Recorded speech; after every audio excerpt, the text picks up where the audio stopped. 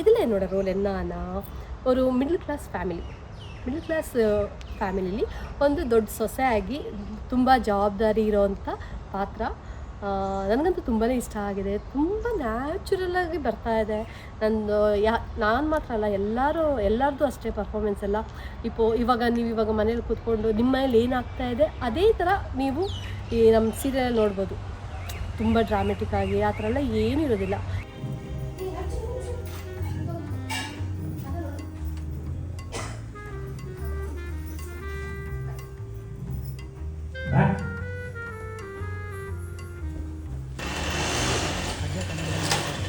ಬೇರೆ ಬೇರೆ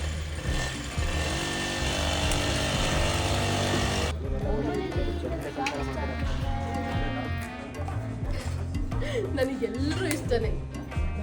ಎಲ್ಲರೂ ಇಷ್ಟೊಂದು ಇಷ್ಟಪಡ್ತಾರೆ ಅಂತ ನೀವು ತಿಳ್ಕೊಬೇಕು ಅಂದರೆ ನೀವು ಆನಂದ ನಿಲಯ ನೋಡಬೇಕು. ಸ್ಟಾರ್ಸ್ ನೋಡೋದು.